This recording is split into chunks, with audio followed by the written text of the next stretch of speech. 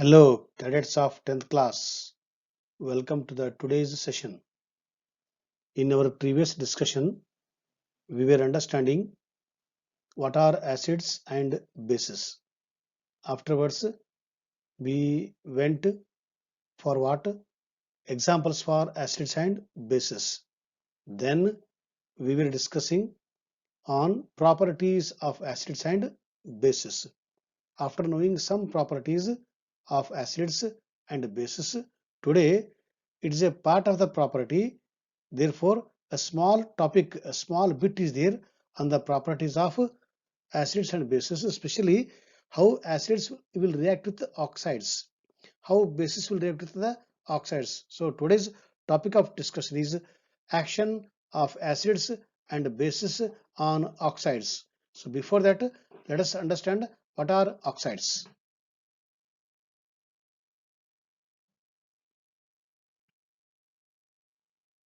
For 10th class, simple oxides are there. The name itself indicates oxide means it is a compound of oxygen with some other element, or we can say it is a binary compound. Why it is he is using the word binary? Bi stands for two. So oxide is a compound of two elements. Out of two, one has to be oxygen because it is the oxide. Other one either element or either non-metal or the metal. So that means oxide is a binary compound of oxygen either with metal or with non-metal. That is the meaning. Binary compound of oxygen with another element. Okay, binary, it is two. Oxygen reacts with most of the elements because oxygen is most reactive element. That's why we found in the earth crust most of the minerals are in the oxide form: hematite, magnetite, dolomite, zincite, bauxite. So because oxygen is the most reactive, it reacts with most of the elements and forms oxides. But there are some elements after reacting with oxygen, they form more than one oxides. For example, carbon. Carbon reacting with oxygen gives either carbon dioxide or carbon monoxide, depend upon the conditions. So it forms more than one oxide.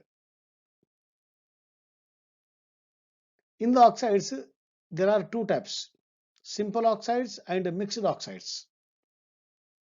These are examples for simple oxides.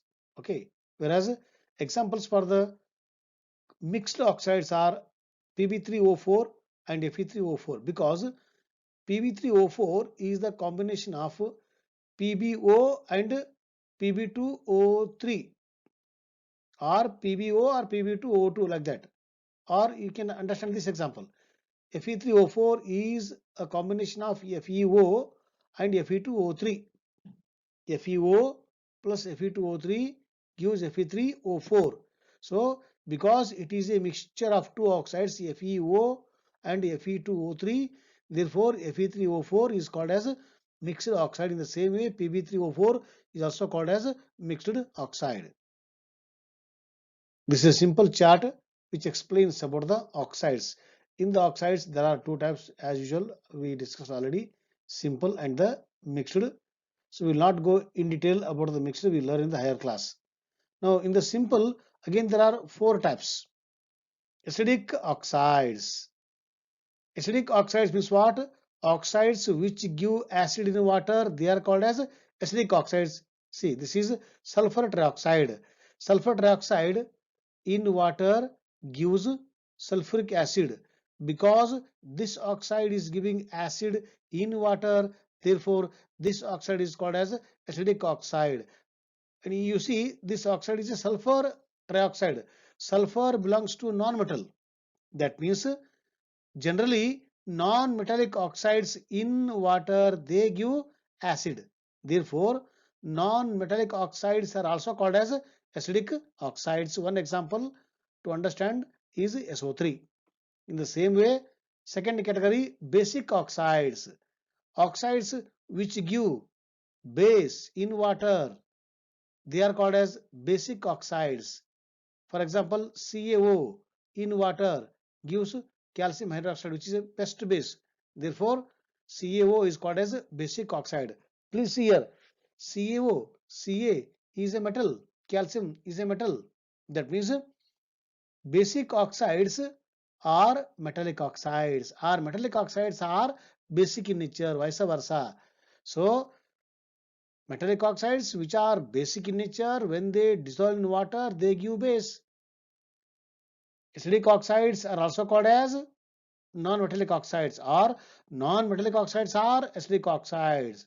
In the same way, metallic oxides are basic oxides. Okay.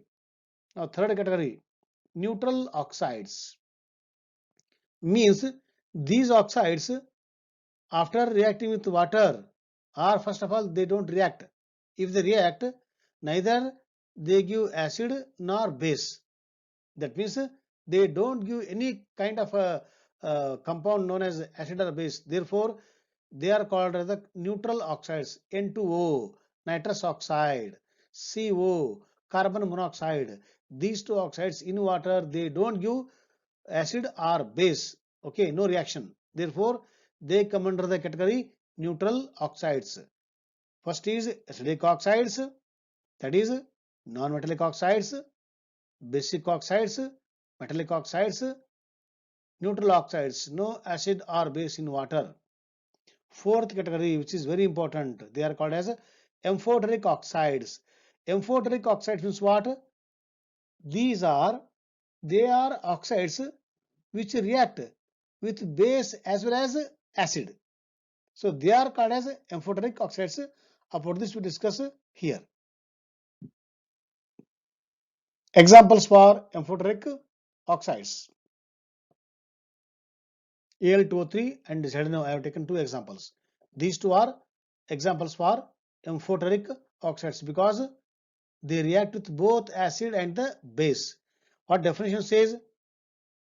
The oxides which exhibit both acidic and basic characteristics are called amphoteric oxides. See the example. Al2O3 plus 6HCl gives 2AlCl3 plus water.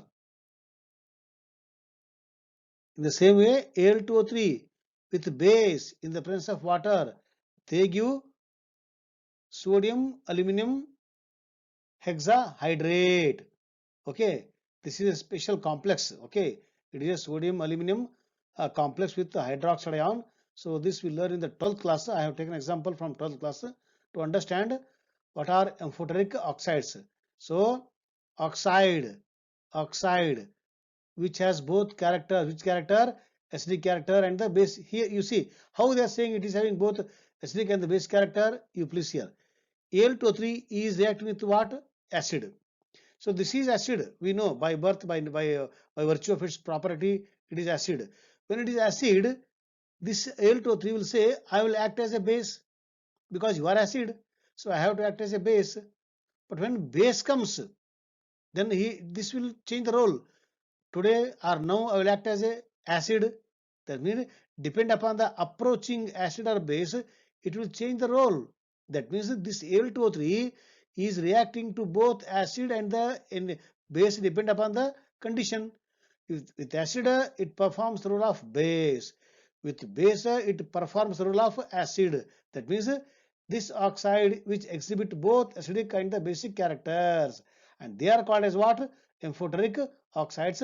Example is Al2O3 is an example for amphoteric oxide. In the same way, zinc oxide is also an example for amphoteric oxide. Let us see the equation.